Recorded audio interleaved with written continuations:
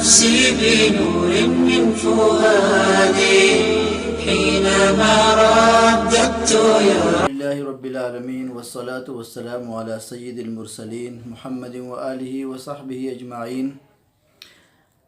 ذی الحجہ کا مہینہ جاری ہے۔ آج ذی الحجہ کی 8ویں تاریخ ہے اور کل بروز جمعہ انشاءاللہ 9 تاریخ ہے پاکستان میں۔ 9 ذی الحجہ کو یوم عرفہ کہا جاتا ہے۔ عید کے ان 10 دنوں کی تو بہت بڑی فضیلت ہے، اور خاص طور پر 9 روزے جو ہیں ان کی خاص فضیلت جو ہے نا وہ یہ ہے کہ ایک دن کا روزہ 1 سال کے روزوں کی برابر ہے۔ لیکن یوم عرفہ یعنی 9ویں ذی الحجہ، اس کی خاص فضیلت ہے۔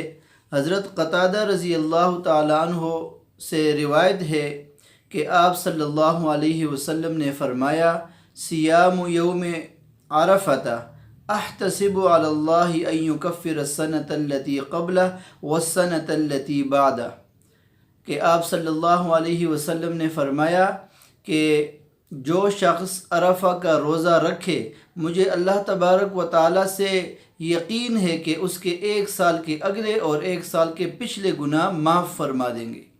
اس لیے ہمیں اہتمام کرنا چاہیے کہ ہم باقی روزوں کے ساتھ عرفہ کا روزہ بھی رکھیں تاکہ ہم اس فضیلت کو حاصل کر سکیں اور اللہ تبارک و تعالی ہمارے اگلے اور پچھلے گناہ 1 سال کے معاف فرما دے۔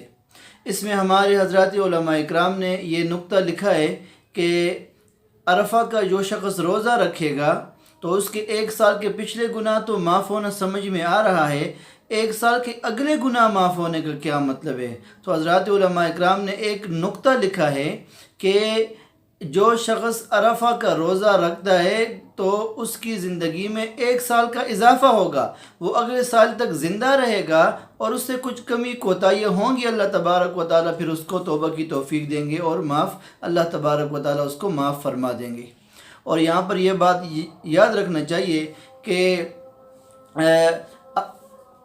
یوم عرفہ کی جو خاص فضیلت ہے کہ 1 سال کے اگلے اور 1 سال کے پچھلے گناہ معاف ہو جاتے ہیں اس سے، یا اس قسم کے جو فضائل ہوتے ہیں اس سے مراد صغیرہ گناہ ہوتے ہیں۔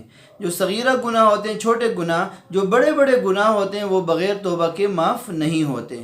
اللہ تبارک و تعالی ہمیں یوم عرفہ کا روزہ رکھنے کی توفیق نصیب فرمائے۔ وآخر دعوانا الحمدللہ رب العالمین۔